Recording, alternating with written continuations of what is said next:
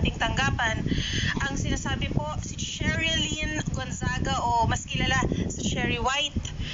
Lumapit po sa atin si Cherry White para ireklamo ang kanyang boyfriend na sinasabi po na mas kilala sa Boy Tapang.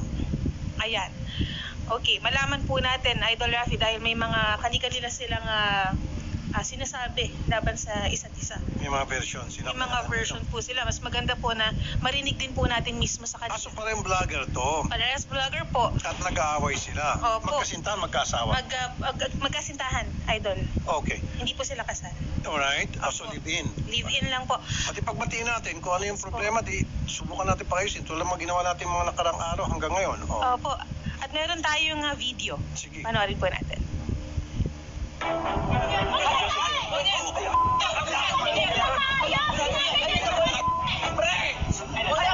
Yan po si Boy Tapang. Pakukulong mo yung sarili mo! Na umawat. Buuin mo yung sarili mo! Huwag kami mga Bisaya!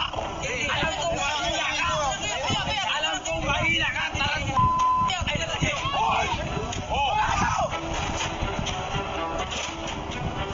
Okay. Si Ma'am Cherry White.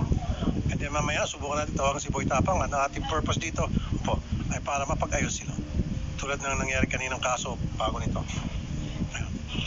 Taas mo. Magandang hapon po, Ma'am Cherry White. Hello po, magandang hapon po. Nasabi na po sa amin kanina ni Cherry yung problema at susubukan po namin, tingnan namin kung pwede natin maayos pa to. Ano kahit katagal na po magkasintahan ni Boy Tapang? Start po nung December 13. Dito lang po, bago lang. 1 year, wala pang 1 year, Wala December po. 13. Okay. Well, sayang naman po yun. Kahit paano, sa December, tatatlong buwan na kayo. Ano bang pinagugatan ng away ninyo? Ito po kasi yun eh.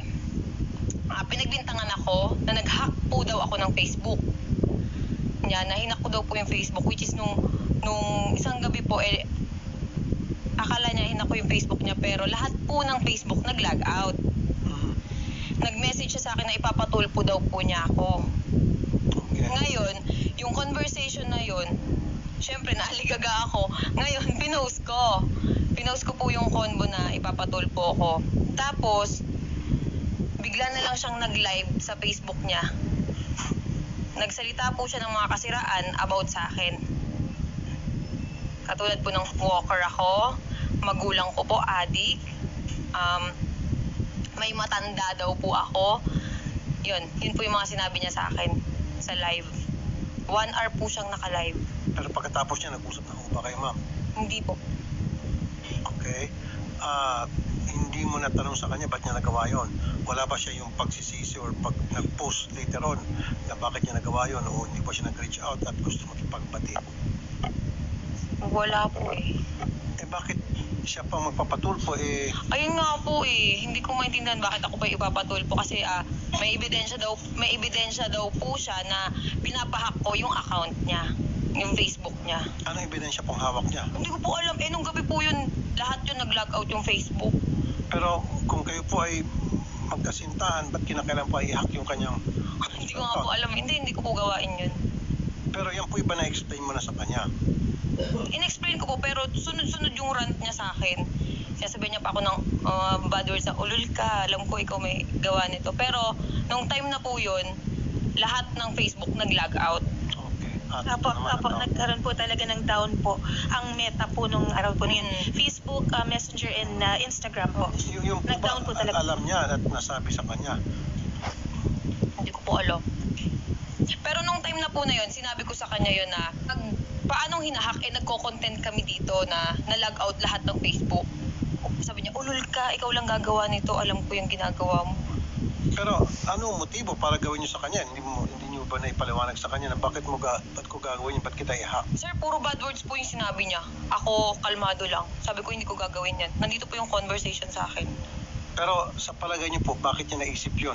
Siguro po dahil po galit siya. Galit siya? Bakit po siya galit? Sir, matindi magalit yun, nakakatakot. Kaya nga Boy Tapang eh. Opo, nakakatakot talaga. Dapat prepared ka na kung nung makipagrelasyon ka sa kanya. Hindi, kaya nga po naipag-iwalay na ako eh. Ayaw niya. Ayaw niya. Siguro give it a try. Kasi siyempre ma'am, nung pinasok mo relationship with him, alam mo kung ano yung karakter, yung pagkatao niya. Dapat tanggap mo Sir, yan. nung nagkakilala kami, hindi po siya ganun. Sobrang lambing niya. Hmm. Sobrang bait niya. Okay, maganda yung sinabi mo. So, Opo. ano sa tingin mo ang dahilan nung sobrang bait niya, sobrang lambing niya, biglang nag 360 degrees? Sir, selos. Ayun. Yan Selos. sinasabi nila, huwag ka kasing magkaroon ng kasintahang maganda. Di ba? Kasi kung ikaw magkasintahan maganda, talagang marami kang problema dyan. Siyempre, Sir, natural. maganda. Hindi po daw ako maganda. Kasi sinasabi niya sa live, unggoy ka din. Tanggalin mo yung maskara mo. Kasi sir, ritoke daw po yung ilong ko. Wala namang masama kung ritoke. Doon sa mga mga silosa at siloso, wag na kayo magkasintahan ng gwapo at maganda para hindi na kayo magsiselos. Wala nang aligid-aligid. Di ba? So, nagsiselo siya. Baka naman may pagbasihan ma'am para maging fair. Baka naman may pagbasihan yung pagsiselos niya.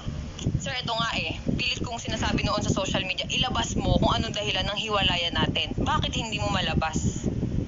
Kasi sir, ayoko magsalita masisira siya. Hindi, pero ma'am, kasi wala siya dito, subukan natin tawagan. Yung bang, okay, dati malambing siya, sabi niya sweet. Sobra. Oo.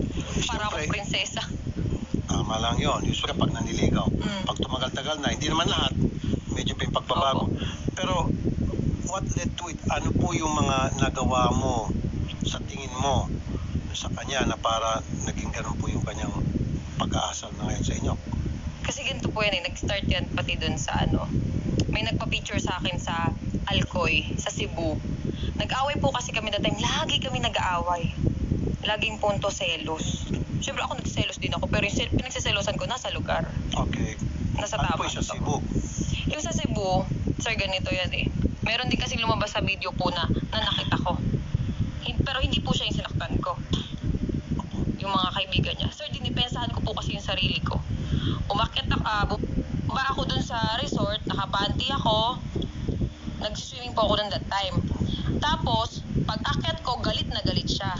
Sabi niya sa akin, hinawakan niya yung kamay ko agad. Nakaganyan ako, sir. Hinawakan niya po yung kamay ko, tapos yung kaibigan niya, 4 na lalaki. Habang hawak niya ako, naka-video sila, nasa kalsada po kami, may video ako. Nasa kalsada sila, nakipag-sex ka doon? Ginaganyan niya ako, nakipag-sex ka dyan sa baba? Anong ginawa mo dyan? Sabi ko, mga followers, nagpa-picture sa akin, anong masama? Doon na siya na-trigger. Nagselo siya, yun. So, may nagpa-picture sa yung mga followers, pinagsilosan niya po yun. Opo, yung mga taga Cebu, doon po sa lugar na yun. Natural lang po sa ating mga vloggers, mag-isip sa kanya pag may nakikita mga followers nagpapapicture. Hindi niyo po naunawaan yun, bakit wala ho ba nagpapapicture sa kanya? Madami din po. Oh, at ikaw, nagsiselos ka ba pag may nagpapicture sa kanya? Hindi po. Normal po yun pag may nagpa-picture. Kaso kasi yung point po na yun, naghiwalay na naman kami. Yung mga nagpa-picture sa akin, pinatagay ako dun sa may resort. Siyempre, katuwaan po kami, yun. Pag akyat ko yun, nagalit na siya. Anong dahilan daw bakit si Boy Tapang, siya pa sana magpapatulfo? Anong sinasabi? Pinahack ko daw po yung account niya kaya ipapatulpo niya ako. Okay, na wala naman pong basihan. Okay. Kayo ba willing ma'am na pagbatiin ko na lang kayo? Hindi po. Ayaw mo na. Sayang naman po yung 3 buwan. Ay, hindi po. Hindi ako manghihinayang dun. Anong dahilan ba't nandito po kayo ngayon? Gusto ko po kasi sabihin sa kanya na kasi sa social media po tinitira na yung yung mental health ko talaga. May mga nagbabanta din. Tapos, hindi na ako makatulog ng maayos sa lahat ng sinasabi ng tao. Ganyan pala yung babaeng yan, may matanda. Kasi yung sinasabi niya pong matanda, tatay po ng anak ko yun. Na 40 years old. Sabi mo sa kanya bago kayo nakipagrelasyon sa kanya na ako ay merong anak at ang tatay nito ay... Alam niya po yun. Okay, so dapat hindi niya sinisingil siya yun. Diniklara niya yun sa kanya. Okay. So ano pa po yung kanyang hinaing? Sa social media, yung mga luxury bag ko daw po ay galing sa sugar daddy. Yun yung sinasabi niya. Na pinost ko, galing po yun sa sarili kong pinagpaguran yun. Yun yung kasi may mga nagko-comment sa akin, ang bag mo galing naman siya sa sugar daddy mo. Siyempre nasasaktan ako, sir. Yung mga ganun na nadadamay din po yung anak ko sa mga comment. Kaya kaya sabi ko, hindi po ako sumagot sa sa Facebook. Gusto ko daanin na lang namin sa... Okay. Kasi ma'am, ito, kung talagang hindi kayo magpag-ayos at lumalato, kung yun po yung naitabi nyo o na screenshot nyo, yung mga pananalita na hindi totoo, pwede ho ma-cyber libel natin. Kung sino man yung gusto nyo, may kagagawa niyan. Lalo yung sinasabi na ikaw ay walker, ikaw ay ganito, ganon, na below the belt po yun. Baka po yung nanay ko, tsaka yung tatay ko, sinabihan niya ng adik. Yun po, pwede natin makasuha ng cyber libel mga yun. Nandiyan ho na preserve nyo yung mga post na yon. Hawak nyo pa po. Opo, may video. Sinend ko na po. Pwede ho kayo mag-cyber libel kung tutusin. Pero habang maaari sana maiwasan natin, papagbati namin kayo. Hindi po mangyayari yun. Kilala ko yun eh. Okay? So, at least kayo po yung nakapagsalita na sa amin. Pag siya'y pumunta rito, alam na namin kung anong gagawin. Siya nga pala, kanina pala, malala ko, yung lawyer po ni Boy Tapang gusto ata makipag-usap off-air. So, willing ho ba kayo pagkatapos nito, pag-usapin naman kayo off-air. Sige Pero po. atang gusto sabihin yung lawyer. Siyempre, yung lawyer siguro, alam niya na pwede ka mag-cyber libel doon sa mga sinasabi mo. Tabi kayong mga libelous, mga Ay, wala po. malisyosong mga panalita. Wala. Okay. Sige po. Si Boy Tapang daw, mamaya na lang daw magsalita. Yung, may Actually, sir, panawagan. may post po siya sa Facebook 20 minutes ago kanina po. Kakagising ko lang, excited naman to. Kalmahan mo, alam ko, pangarap mo yan umabot sa Tulfo kagaya ng pag-utos mo kay Canada Girl dati. Asa na ang tawag, inihintay ko. Pero tinatawagan natin, sir, wala pong masagot po. Saan? Pupuntahan na lang daw po si Boy Tapang. Hindi niyo tinatawagan? Ano? Ringing po, hindi po sumasagot, sir. Pero Yung mga nakausap staff po natin na- kanina yung lawyer, di ba? Opo, hindi po sumasagot. Tapos kanina, ngayon po, cannot be reached na po. Yung number po na ibinigay po ni Ma'am Kasi Sherry nga, White. ayaw nga nila ng on-air. Ang gusto nila off-air. Yung lawyer. Yung lawyer daw po ang willing Yung lawyer daw po, makipag-usap. Ma'am Cherry White, willing natin makipag-usap. Mm. So mas maganda kung lawyer, alam niya na anong pwede mangyari base doon sa mga sinabi mo na mga post. Actually, Sir Rapi, meron din po akong lawyer. Pwede din po rin yun. Pwede din po siyang yun din yung makipag-usap. Lawyer to lawyer. Opo. Patay na, mukhang tumitindi na to. Ako Maris, kayong dalawa lang. Hindi po. Mas mabilis masolve yun kung kayong dalawa lang. Hindi Kasi na po pag kaya lawyer to eh. lawyer, medyo ibang level na Napahiya yun. na po kasi ako sa social media eh. Nadama yung anak ko eh. Wala nang pag-asa na magkabalikan Wala kayo. po. Ano pong mensahe nyo kay Boy Tapang?